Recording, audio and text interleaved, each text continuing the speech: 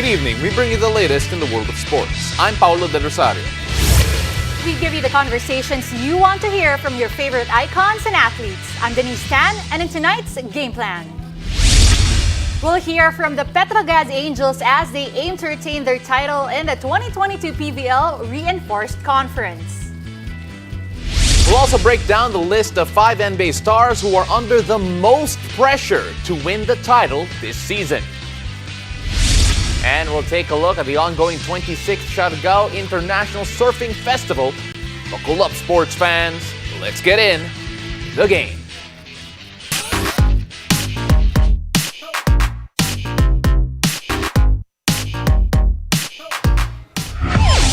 The Petro Gazz Angels are on a quest to defend their crown at 2022 PVL Reinforced Conference. Now, let's catch up with the team as we have with us Bang Pineda and reinforcement Lindsay van der Weide. I hope I got that right. Welcome to the game, ladies.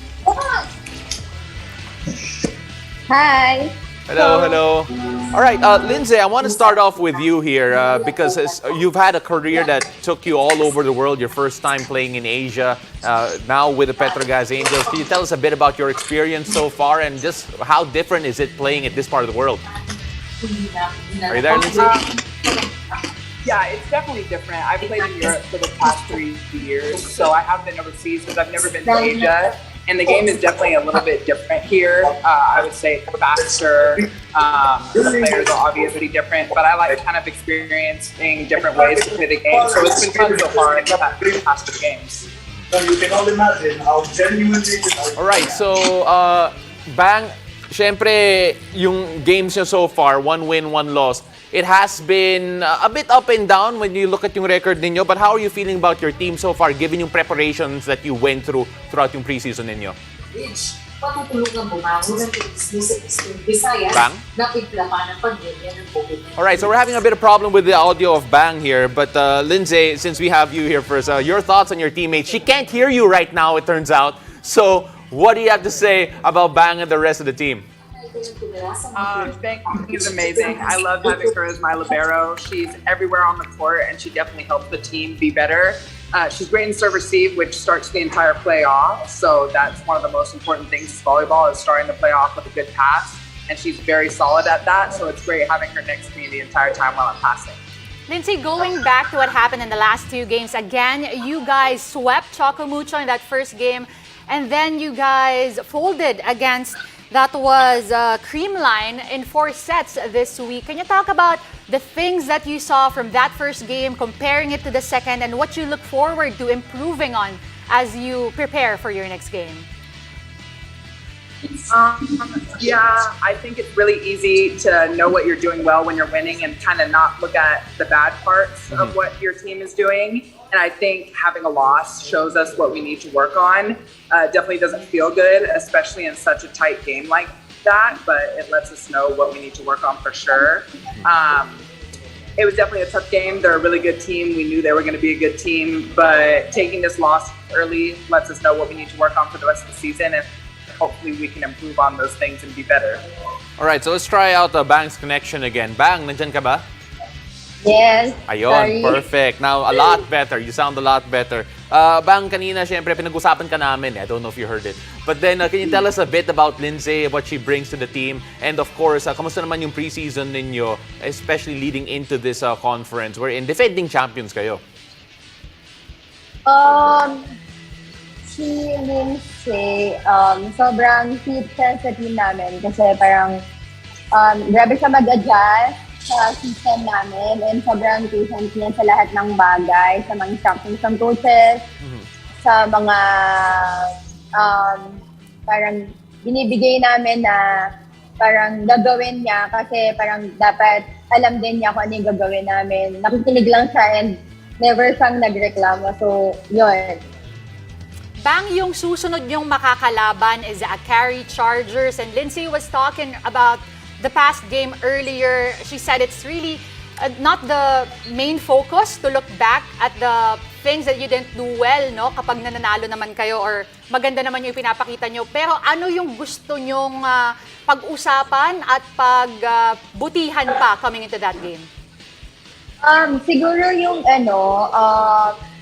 parang dapat yung mindsetting namin hindi talaga mawawala. Dapat yun yung pinaka-solid na kahit sino yung kalaban, dapat ready kami and dapat mas eager kami manalo compared din sa kalaban namin. And feeling ko yung last game namin, parang nag-struggle lang kami sa passing teams and blocking teams. Alam naman natin kung paano yung team line. So, yon parang mas dadagdagan pa namin yon. And mas, parang yung connection namin sa loob, since may Lindsay, parang improve pa namin. Lindsay, you now have the experience of playing two very good teams here in the league so far. You know how good your team could be. You can see the potential. How are you feeling about your team's chances in this particular conference, knowing that there's still so much room to improve and you've already seen some of the best here in the league? I mean, I'm feeling good about the way our team is playing. Obviously, we showed that we can win in the first game in those 3 sets. And I still think we played a really powerful game against Creamline, even though we lost. So it shows that we can compete with the best. And I mean, I think we can come out at the top of this league. So it definitely makes me feel good about the rest of the season.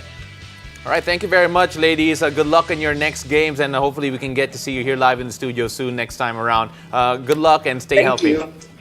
Thank you, girls. Now, you can catch the 2022 PVL Reinforced Conference live on One Sports, One Sports Plus, Signal Play, and Smart Giga Play every Tuesday, Thursday, and Saturday. And after the break, we'll list down 5 NBA superstars under the most pressure to winning championship this season. Stay tuned, you're watching The Game.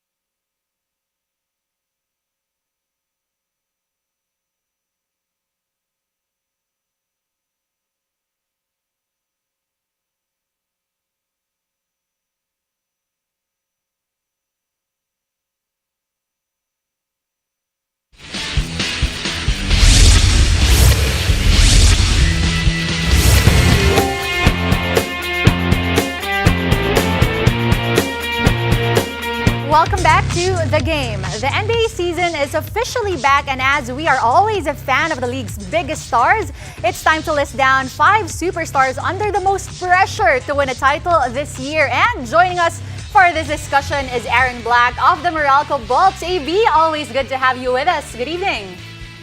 Hey guys, thanks for having me. Good to be here. Good to be here. Now, AB, we talked about this. You have a certain criteria stars under the most pressure. Can you explain that further? Well, for me, I think these are the guys that are coming into the season, either for their careers or, just right now having a really good team coming in and having to win that championship, having that pressure to win. There are I have 5 guys on this list, and I feel like they're really the ones who, whether it's for their legacy, leaving their legacy and they're on the older side, or they're up and coming and they need to win right now. I just think Aaron's a hater, and he's just going to try and find ways to hate on these guys. So let's start off first with one of the more illustrious members of this list. And of course, we're starting off with the Phoenix Suns' Chris Paul. Interesting choice here, Aaron, especially given his age. Is that what you thought of the most? Well, I think that whole losing to Milwaukee was a big thing for them. He could have had that chip that he's been looking for since his career started. And I feel like if he does get that championship, it cements him as a top 3-point guard ever. Chris Paul is that good, but of course, you have the haters who will always say that he hasn't won a championship yet, and that will haunt him, I feel like, if he doesn't win it now.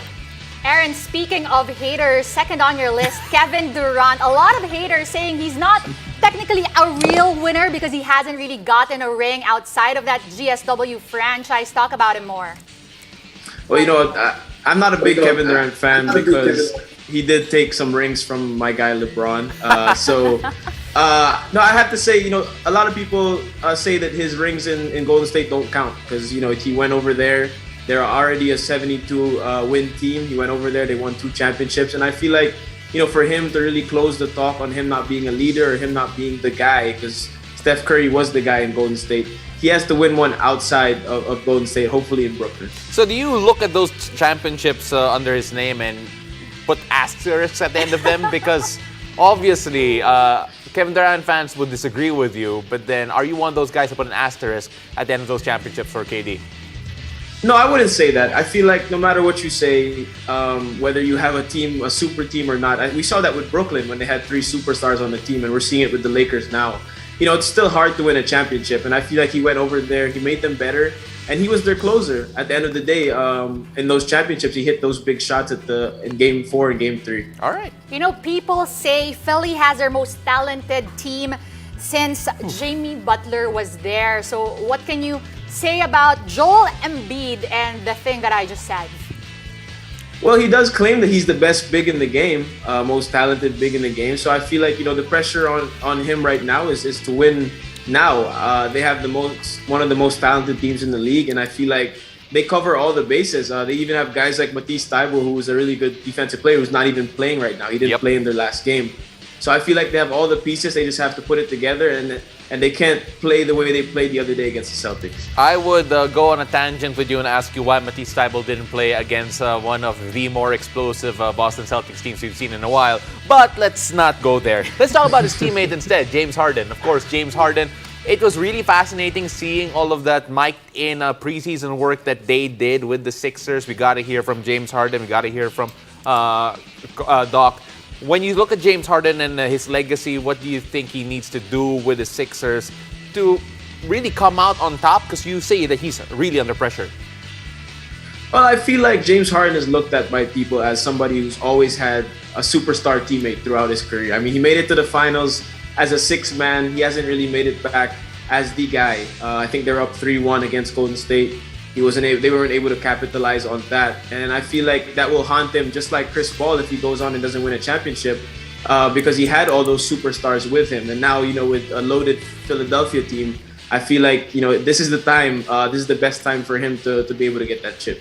Aaron, what about Paul George, who's part of the Clippers, who people say is part of the team or the best West team outside of the Warriors? Well, for me, Paul George and Kawhi, when they went to the Clippers, all these expectations were coming for them to, beat the Lakers and win a championship and turn the tide in LA, and it hasn't happened. No matter what you say about the Lakers, my Lakers, they've already won a chip, and the Clippers were beat in the bubble badly, and everybody goes back to Paul George hitting the side of the board in that bubble. So I like Paul George. I'm a big Paul George fan. I really hope he's able to steer the Clippers and help the Clippers. I don't know about beat my Lakers, but if that's the case, get to the finals and actually get a ring. He deserves one. I feel like he's one of the better players in the league. The Battle of LA is next, right? Yes, it is. All right, I'm looking forward to that. Are you really? Anyway, but Paul George and Kawhi Leonard with the Clippers, of course, if they're healthy, they're a different beast altogether. But then you look at this entire list here. Do you have a guy amongst these five that you feel is under the most amount of pressure to win a chip? Well, for me, at his age, it has to be Chris Paul. He was already there, against Milwaukee. Wasn't able to do it. They still have a really good team. Devin Booker's still there. They got Ayton back. Hopefully they can figure it out. They had a big win today, coming back from 22 points. So hopefully, moving forward, he's able to.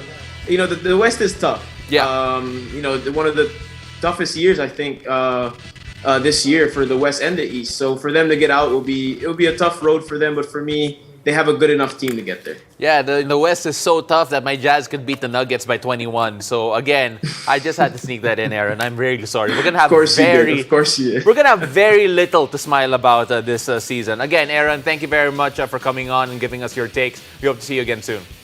Thanks, Thank you, Aaron. Pao. Thank you, Denise. Now, when we return, we'll find out how a surfing event will help the island of Siargao recover from Bagyong Odette. Stay tuned. You're watching The Game.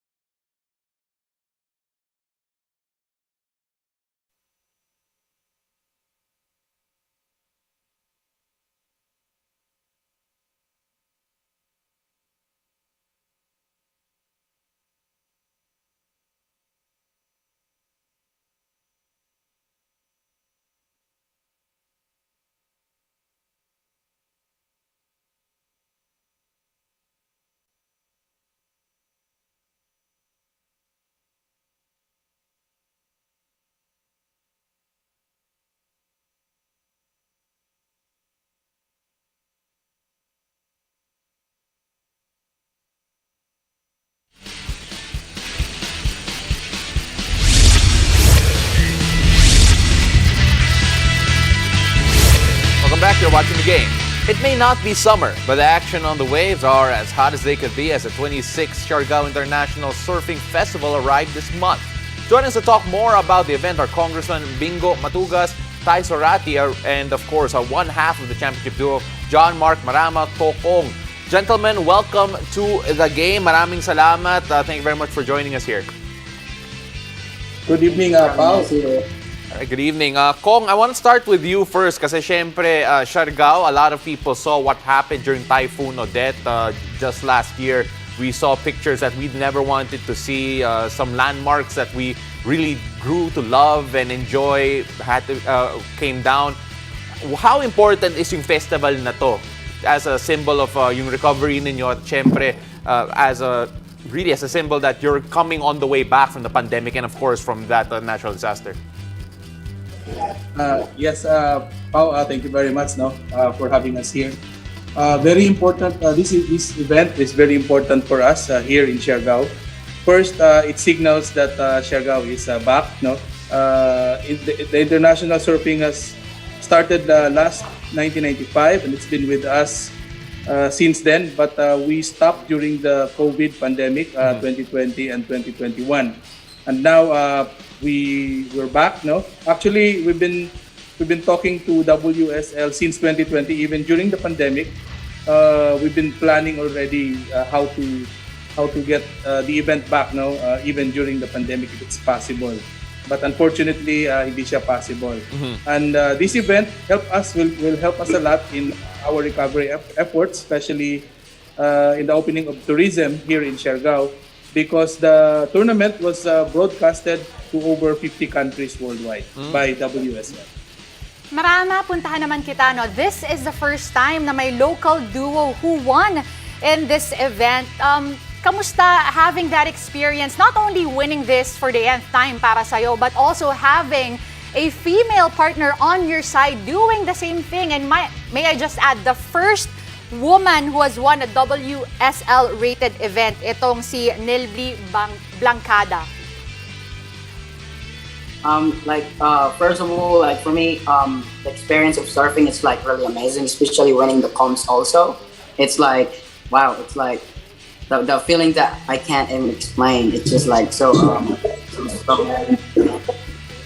yeah, and also surfing for me, it's surfing competition for me, especially international. It's very important because the more I see points for WSL, the better, because I can go on the rank. In the Asia, I want to be maybe top one in Asia, so that's my goal. And going to the Challenger Series, also, go also in WSL's in the city, yeah.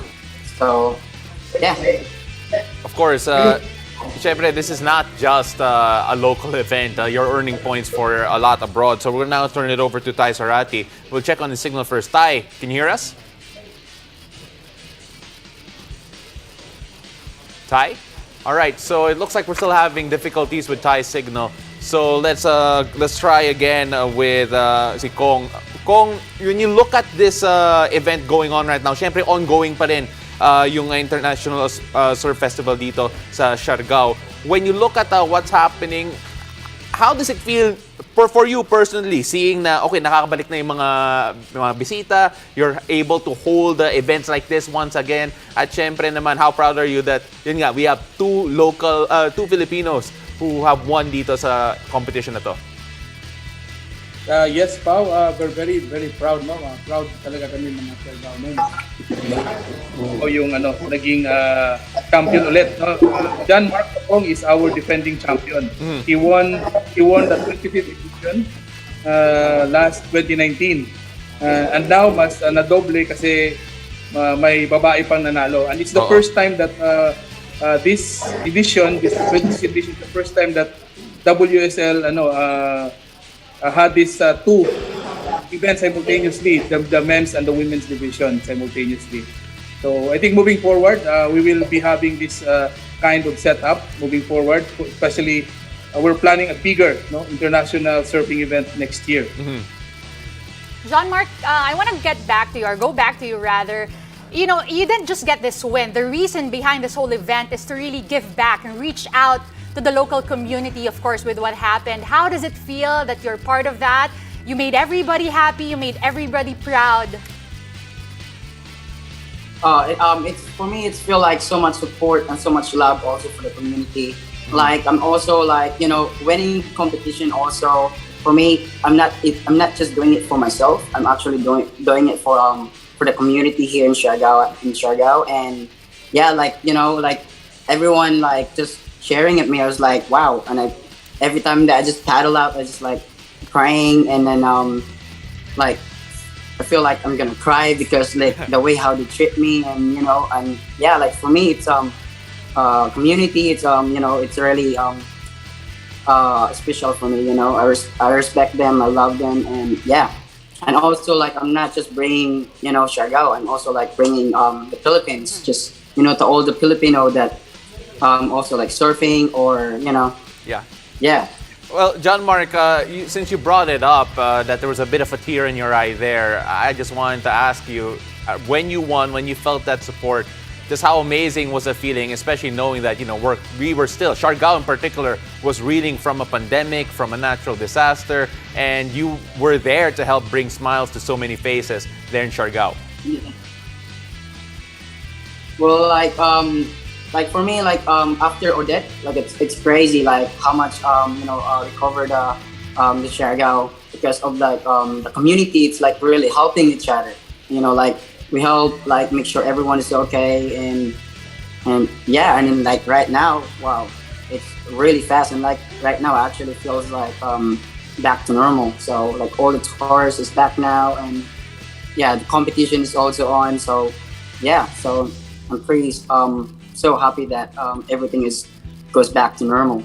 Congressman Bingo Matugas, maraming salamat. Thank you very much for coming on the show. And of course, congratulations on having this event that is still ongoing, by the way. And of course, congratulations to John Mark Tokong for the win and bringing a lot of smiles to Siargao. And hopefully, good luck for the rest of the season. And hopefully, we can see you again next year.